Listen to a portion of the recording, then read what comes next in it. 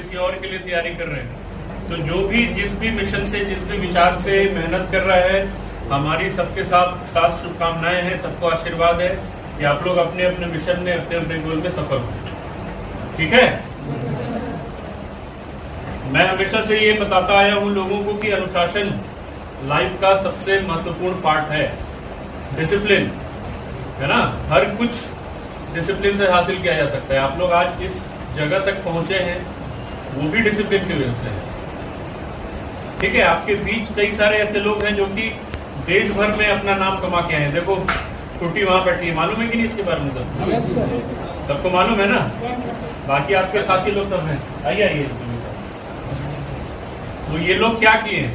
ये लोग प्रैक्टिस करते रहे हैं, डिसिप्लिन में रहे, अनुशासन में रहे। तो हर कोई जो मैदान में आता है किसी न किसी गोल के साथ, किसी न किसी मिशन के साथ, उसको डिसिप्लिन फॉलो करना आवश्यक है। सबसे पहला जो हमारा उद्देश्य होना चाहिए वो होना चाहिए लाइफ में डिसिप्लिन या अनुशासन।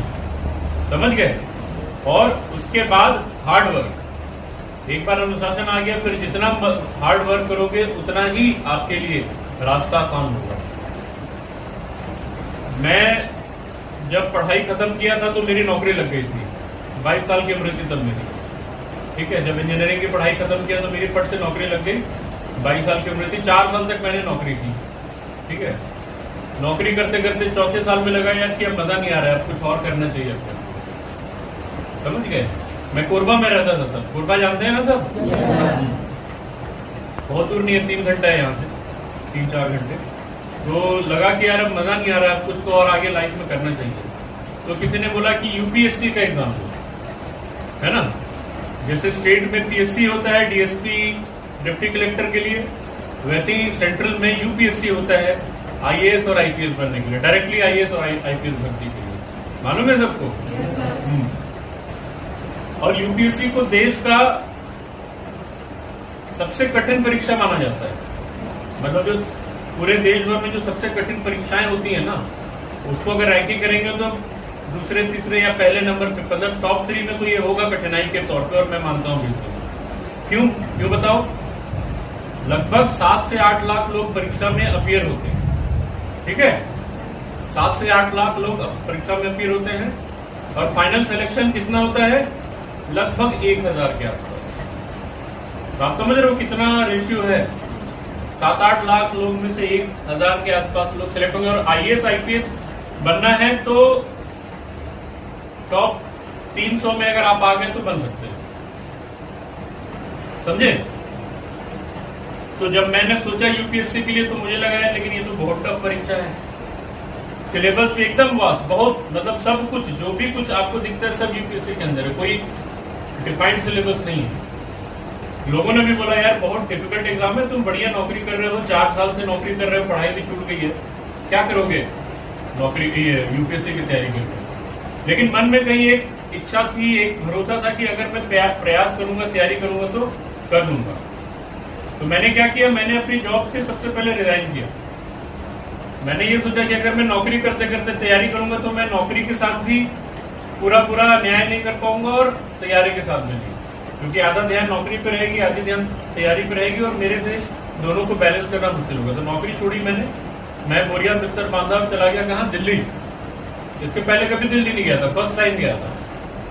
दिल्ली पहुंचा, एक दोस्त था वहां पे, उसके कमरे में रहा। छोटा सा, इतना ही बड़ा कमरा था, उसमें हम लोग दोनों रहते थे, बल्कि इससे भी छोटा कमरा था।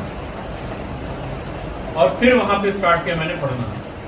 एक तो 4 साल बाद जब आप पढ़ाई शुरू करते हो ना तो शुरू में इच्छा नहीं होती यार, मतलब बहुत प्रयास कर, जैसे आप लोग स्पोर्ट्समैन हो या आप लोग प्रैक्टिस करते हो, 2-3 महीने 4 महीने प्रैक्टिस छूट जाते हैं, जैसे कोविड में पूरा छूट गया, तो दोबारा तैयारी करने में थोड़ी सी दिक्कत होती है कि नहीं? मतलब शुरू में थोड़ा सा मतलब तनाव भी रहता है, बॉडी उतना फ्री नहीं रहता है।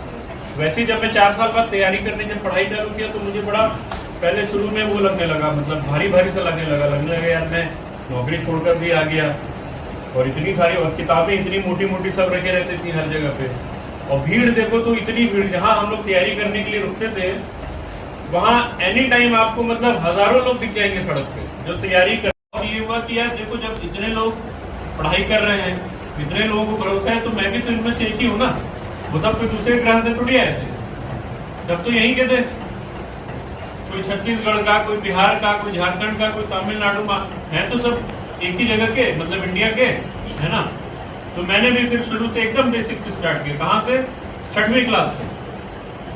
मैं इंजीनियरिंग कर चुका था, लेकिन पढ़ाई कहाँ से शुरू की? जब शुरू करा तो 6वीं क्लास से।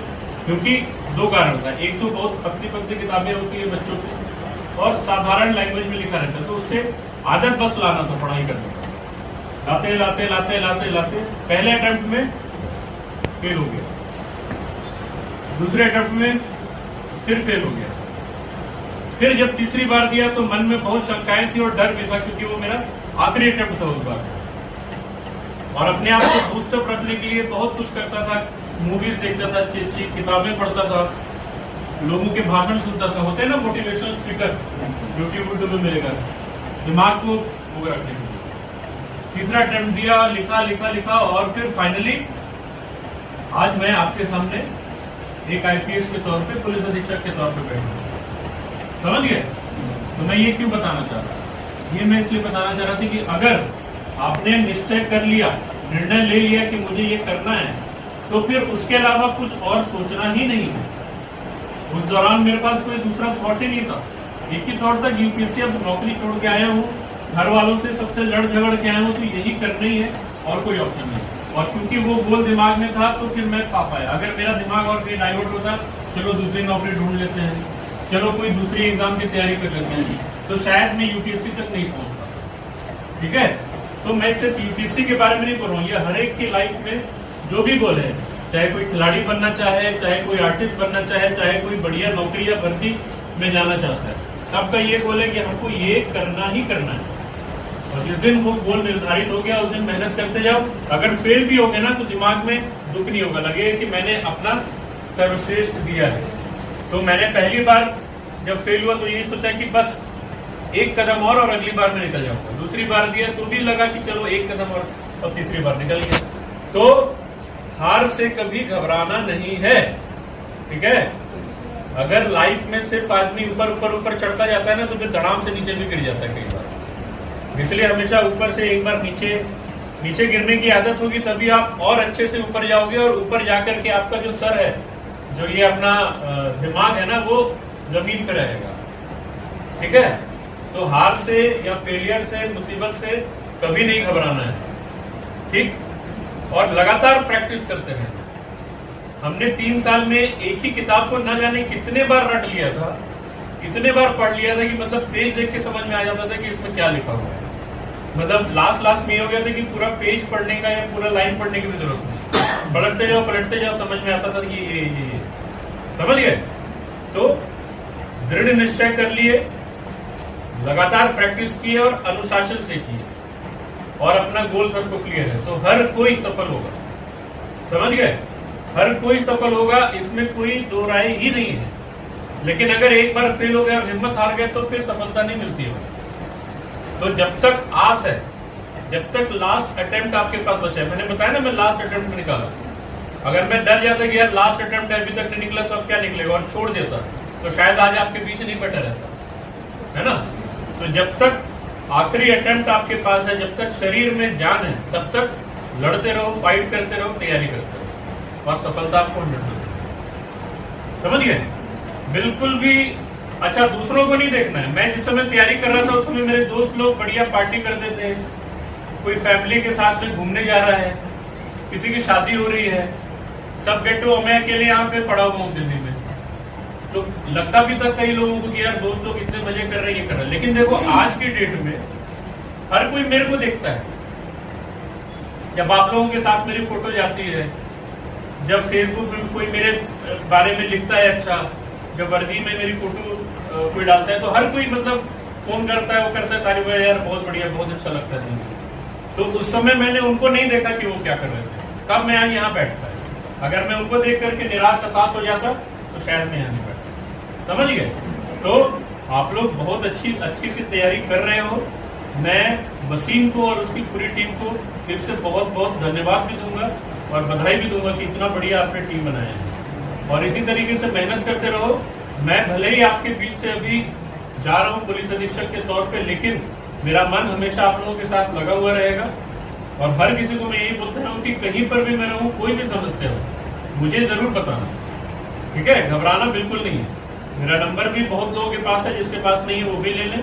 बस एक बार मैसेज डाल दीजिएगा, अपना नाम बता दीजिएगा और आप फोर्स अकेडमी वाला ये बता दीजिएगा, या कवर्धा से है बस ये बता दीजिएगा। और क्या मदद चाहिए मुझे बताइएगा, जो भी संभव होगा मेरे से मैं आपकी मदद